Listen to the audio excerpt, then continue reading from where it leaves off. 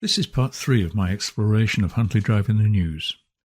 In part 1, I covered the period from the origins of the drive in the early 1930s through to 1950. Part 2 covered 1951 through to 1970. And in part 3, we will be looking at news between 1971 and 1999.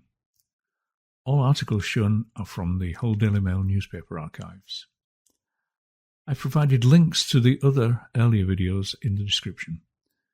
And as I step through the stories, if there's an article you want to read in full, I suggest you simply pause the video to give yourself time to read it. In 1971, the Bolton family at number 30 placed an ad in the Lost and Found section. Now, I might be misremembering this, but I know that my grandmother's budgie once escaped when a window was accidentally left open, and I do vaguely recall that she got it back. So perhaps this ad in the papers regarding a found budgie was how she came to be reunited with Bobby the Budgie. Pete Johnson was one of 8 dart players to compete in the Hull area finals of the News of the World darts competition. I've been unable to find out who won, but I knew Pete and I don't recall him ever playing at the Ali Pali, so I'm assuming he was not the winner. Gordon Fairfield, at number 38, passed Stage 2 of the Chartered Secretaries and Administrators exam in 1972. Richard de Lacy, formerly of number 37, was called to the bar of the Middle Temple in 1976. He went on to pursue a highly successful career in the legal profession. He specialised in litigation centred on banking, insolvency and negligence. He served as Queen's Counsel and barrister in London for several years, and worked as a visiting professor for the Centre of Commercial Law Studies at Queen Mary University. In 2011, he relocated to the Caribbean, where he practised as a barrister with the Eastern Caribbean Supreme Court, and later served as Deputy Chairman of the Cayman Islands Conditional Release Board from 2016 until his passing at the age of 62 on July 24, 2017. In addition to his professional pursuits, he was also a talented musician and dramatist. In 1977, Alan Taylor of number 10 reported on efforts by the Hull East Kingston Handicap Scout Group to raise funds to purchase a new minibus. To date, they had raised £700 of a target figure of £2,000. Brenda Maycock, the married daughter of the Cook family at number 2, was selected to play for the Middlesex County netball team in 1978. In March 1981, on Chance Ave, an elderly lady named Hilda Frau collided with a car driven by Ernie Baker of number 53. She was taken to hospital with head and leg injuries, and her condition was reported as being very poorly. Nothing more appears in the paper about this incident. I knew the Baker family well, but I was living abroad in 1981, so I was not aware of this accident. I checked with Ernie's son, Clive, and as far as he remembers, the lady's condition was not as bad as reported in the papers, and Mr. Baker was not charged with any offence. This was a long article, so I'm only showing the headline. The story involves a Hull-born 9-year-old boy, Peter Westbrook, currently living with his parents in Brunei. Peter was a huge Hull Kingston Rovers fan who was upset when he could not be at Wembley in 1980 to see his heroes lift the Rugby League Challenge Trophy. With the Robins back at Wembley in 1981, Peter's parents surprised him with a trip back to the UK to be at the game. While in England, he stayed with his aunt, Jill Ness, at number 87. 20-year-old Margaret Todd of number 42 was selected to participate in Operation Raleigh, a youth expedition organisation based in the UK. The organisation still exists today. It was renamed Raleigh International in 1992, and as of 2025, it has provided work experience for more than 57,000 young people in community, environmental and conservation projects around the world. In August 1984, Robert Dixon graduated from Leeds University with a BSc in Electrical and Electronic Engineering. I don't know which house Robert lived at, though. In 1985, tragedy struck the Robinson family at number 79 when their infant daughter, Katie, succumbed to Reye's syndrome. She was a healthy baby, but within a week of starting with a heavy cold in February, she was dead. The disease was diagnosed by doctors at Hull Royal Infirmary, but by then it was too late to save her. This Hull Daily Mail article from April the 3rd discusses her parents' efforts to learn more about the disease and to support the work of the National Reyes Syndrome Foundation. Since being chosen to participate in Operation Raleigh a year ago, Margaret Cook had been busy trying to raise the £1,400 cost of the adventure that will take her to Peru. By September 1985, she had actually raised £200 more than her target. The excess was placed in a special fund to help other adventurers who might not be able to raise the full amount. In preparation for her journey abroad, Margaret needed anti-rabies and typhoid injections and a course of anti-malarial tablets. By December, Margaret and a team of fellow Operation Raleigh adventurers was at work in the Tambopata Wildlife Reserve, 400 miles inland from Peru's capital city, Lima. She was working on multiple projects, including installing a water pump and building a school in a local village. Note that the photograph shown here is, unfortunately, spoiled somewhat by ink leaking through from the other side of the news sheet. One of my early memories of life on the drive is of Mr. Crowder's immaculately tended allotment at the rear of his house, number 17.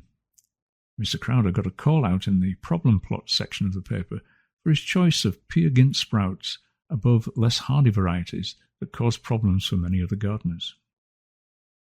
In October 1988, 24-year-old Robert Barker of number 20 was reported to have suffered a broken pelvis, 2 broken legs, and a broken collarbone in a car crash on Cottingham Road.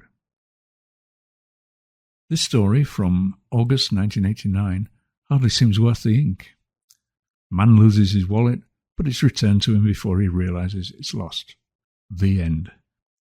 Stephen Goodair of number 3 was the lucky wallet loser in question. Ray Inchbolt of number 83 was one of 2 Hull men to win awards for their skills as drivers for the Carlsberg Tetley Brewing Company. Double yellow lines and attendant parking restrictions came to Huntley Drive on March 29, 1994. In the family announcements section of the newspaper, there were no entries for births on the drive. In my previous video, I remarked on this peculiar absence, but this time I did a little more research, and it seems that people simply stopped including an address on birth announcements. I don't know why, but it does explain why nothing shows up when I search for Huntley Drive. So instead, we must start in the engagements and weddings section with the 1975 engagement of Linda, the younger daughter of the Bolton family at number 30. Albert and Kathleen Robinson of number 6 celebrated 50 years of marriage in November 1982. Welder Peter Roberts of number 43 married Lorraine Ramsden at the United Reformed Church in Kirkella on October 17, 1983. Jane Allman of number 31 married Roland Davis at St. John's on Newland Avenue on June 14, 1986. 5 years later, it was the turn of Jane's brother, Anthony, to marry. He and his bride, Yvonne Boyes, honeymooned in America. In July 1994, Carolyn Moses of number 39 married Andrew McGregor at St. Ninians. In 1971, Keith Storr of number 13 was granted a decree nisi ending his marriage to Margaret. And in 1975, Melvin Thurlow's marriage to Glenys also ended in divorce. I do not know which house the Thurlows occupied. Over the course of the 3 decades covered by this video, there were, of course, many deaths. In March 1972, 38-year-old Barbara DeLacy succumbed to cancer, leaving behind her grieving husband Michael and sons Richard, Philip and James. Elsie Mae Nicholson of number 45, aged 87, died in August, and George Ketley passed in October. The next death reported is that of my childhood friend, Andy Baker. I grew up with Andy and his brother Clive. They were 2 of my closest friends, brothers from another mother kind of thing. Andy's sudden demise shocked me to the core. This was the first time I'd lost someone close to me, and it hurt. The years pass and grief dissipates, but I still think about him now and again. Around this time, the paper began publishing probate information. I imagine this felt rather intrusive at the time, but I suppose it does no harm to show this information now, over half a century later. Edwin Booth of number 19 died in 1973, leaving an estate valued at £9,342. That's the equivalent of around £145,000 in 2025 terms. My former neighbour, Nancy Train, passed away aged 86 in February 1976. Harold Atkinson, 74, passed in May. Arthur Riley, formerly of number 35, passed in October aged 82. I remember Mr. Riley as a battle-scarred veteran of World War I. I was told that his injuries had been so severe that he was initially placed with the dead. Fortunately, before he could be buried, someone noticed a spark of life, leading to him receiving treatment and living to tell the tale. Bert Gilliard was also a World War I veteran who lost a leg in that conflict. He died suddenly in December. In 1977, Mary Parkinson, of number 47, left an estate valued at £10,152, over £82,000 in 2025 terms. In October 1979, Violet Galt's funeral left 85 Huntley Drive for a service at Chanceaf Crematorium. Violet left an estate worth £14,885. 2 years later, Norman Woodhead of number 32 died. Interestingly, high inflation rates of that period had a noticeable impact on the buying power of the money he left.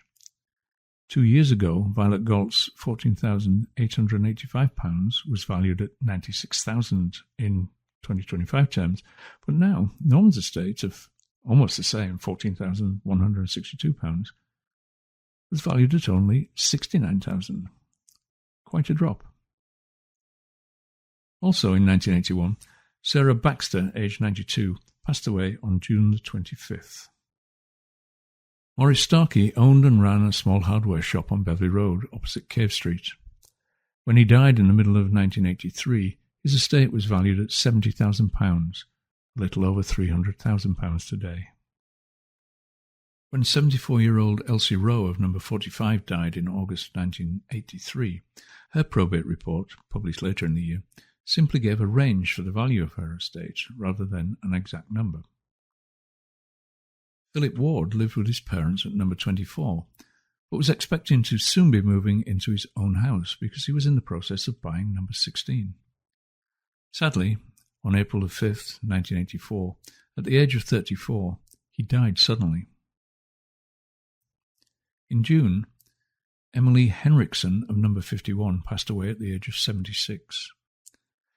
In an earlier video, I mentioned that her husband was a humourless curmudgeon who liked nothing better than berating we kids for merely playing within earshot of his house.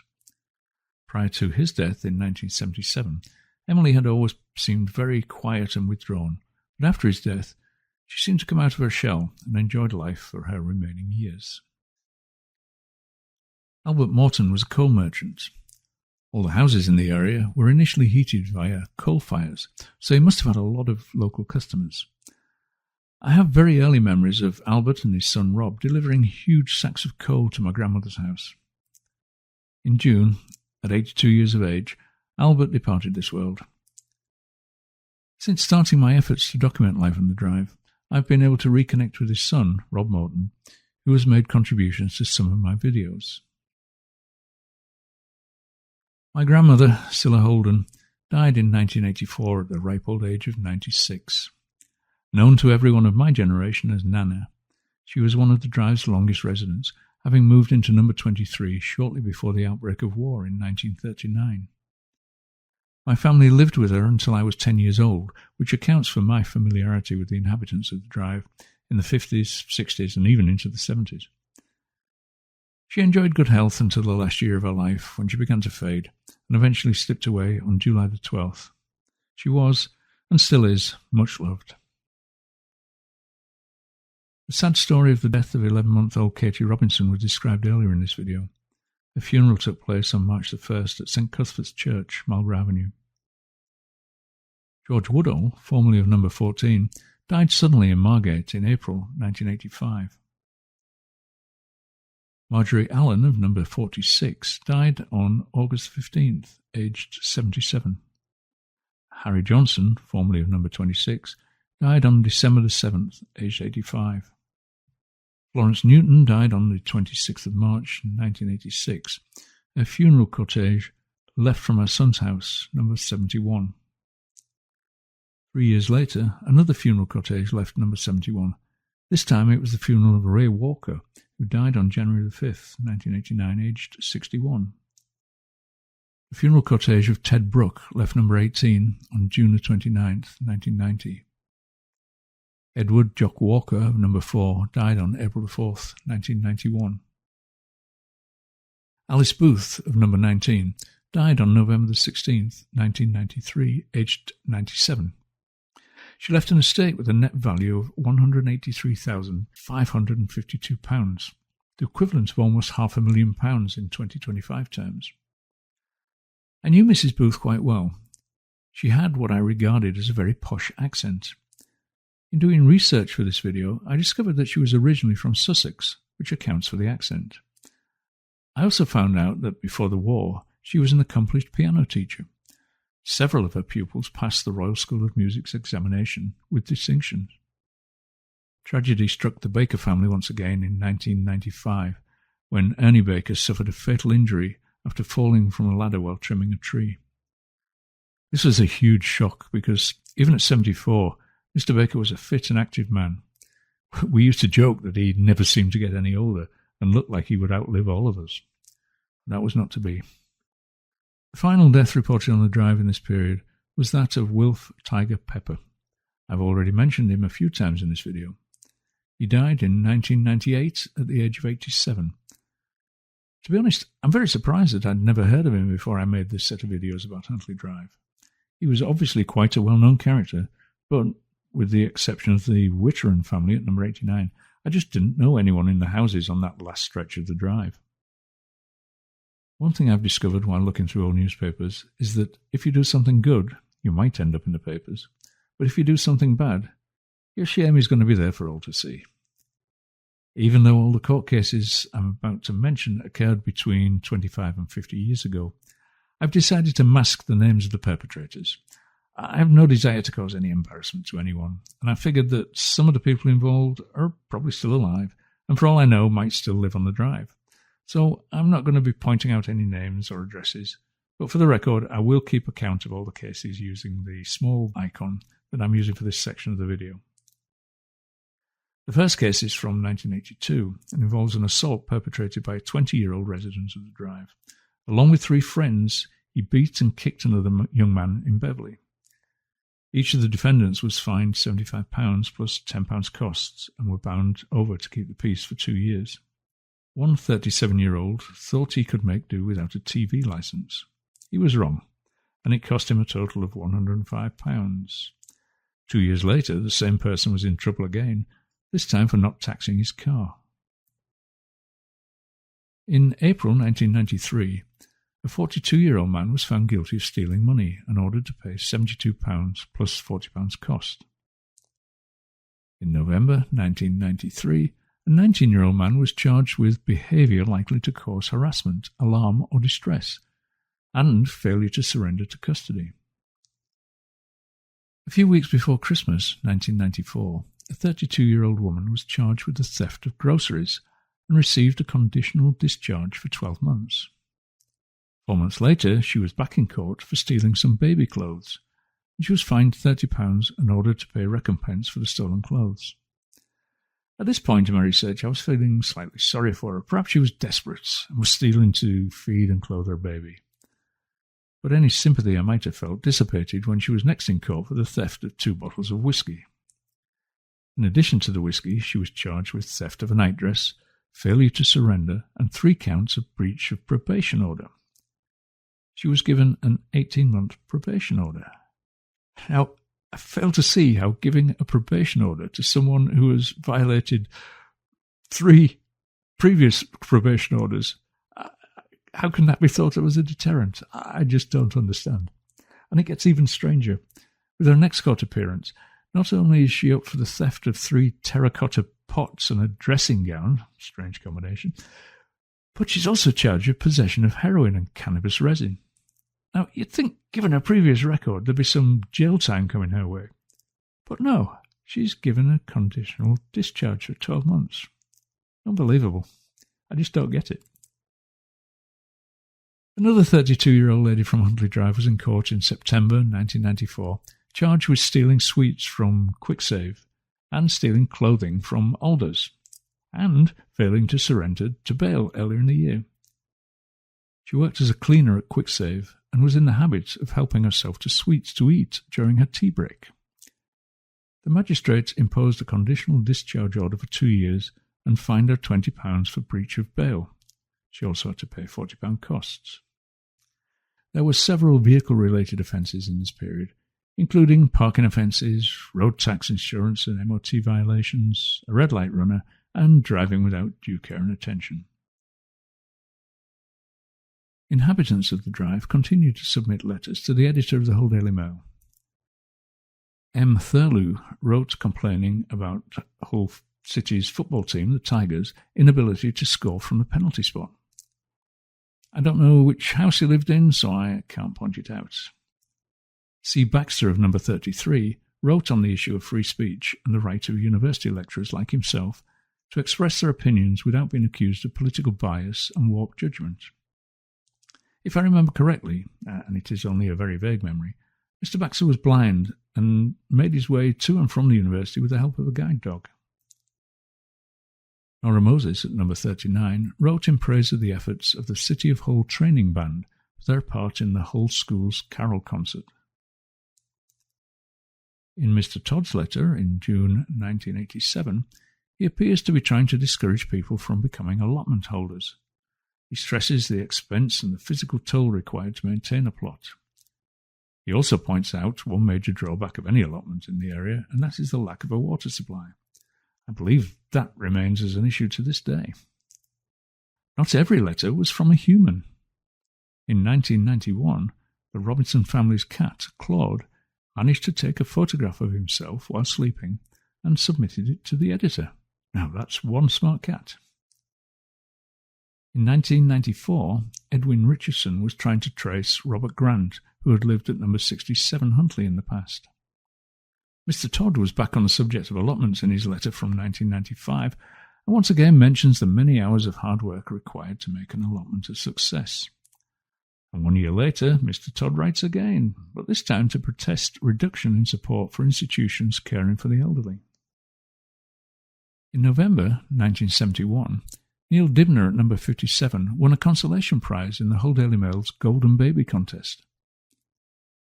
Ivan Bugg at number 81 won a consolation prize in a painting competition in the run-up to Christmas in 1974. 14-year-old Jane Allman was named as Hull's Newsgirl of the Year in May 1977. Tim Robinson, of number 79, received a cheque for £85 from a game in the Hull Daily Mail called Speculator. In 1996, Sandra Newton, of number 71, won a Sony CD player in a competition called Winning Week with Norweb. And of course there was always the weekly Find the Ball competition. Readers were provided with a photograph from a football match with the ball airbrushed out. The objective then was to draw a cross where you thought the centre of the ball should be. In my previous video I was unsure how many crosses were allowed, but from this image we can see that anywhere from 30 to 180 crosses were allowed, depending on how much you were willing to pay. In the 3 decades covered by this video, the following households received runner-up prizes. Numbers 6, 7, 8, 16, 30, 42, 43, 48, 49, 55 and 83. Some of them even hit it more than once. And it's also possible that I might have missed 1 or 2 of the winning households off this list. In September 1979, Edna Whitteran, number 89, won the top weekly prize of £400. She did not find the exact centre of the ball, so she missed out on the £700 jackpot. But even so, £400 was a welcome win, equivalent to about £2,600 in today's terms. I've saved a hot topic for last. When I was a kid playing on the woolsheds in the fields behind Huntley Drive, it was not uncommon for fires to occur during the hot, dry months of summer. Some fires might have been caused by hot embers falling from the steam locomotives that travelled the Hull and Barnsley Railway throughout the day. However, I can neither confirm nor deny that some fires might have been caused by the activity of small humans. Regardless of the cause of the blaze, they were never a threat to anything other than the small creatures that inhabited the grass and the bracken. We sometimes put them out ourselves simply by stomping them out, but other times some adult would see the smoke and call the fire brigade, and we get to sit back and watch the firemen at work. None of this was mentioned in the newspapers at the time, but at some point in the 1980s, the whole Daily Mail started reporting fire brigade call-outs, and Huntley Drive appears on 6 calls. Most of them reported as grass fires. 6 seems like a relatively small number compared to what I'd seen growing up. Then it occurred to me that by the 1980s, the golf centre occupied most of the area that used to be flammable. So maybe 6 is about right for the small area that remains. And that brings me to the end of this video. There are 69 houses on the drive. 14 of those houses are mentioned in news articles. There were 5 engagements and weddings and 2 divorces. 25 houses experienced a bereavement, and some of those houses suffering more than once. 6 occupants of the drive submitted letters to the editor. There were 15 court cases affecting 11 households. 17 homes received prize money, some more than once, and the fire brigade turned out 6 times for minor fires. If you've lasted until the end of this, my self-indulgent journey through some very familiar history, I'm guessing you too have a connection to Huntley Drive. If you have any memories you'd like to share, please add them in the comments. I'd love to hear them. Thank you for watching.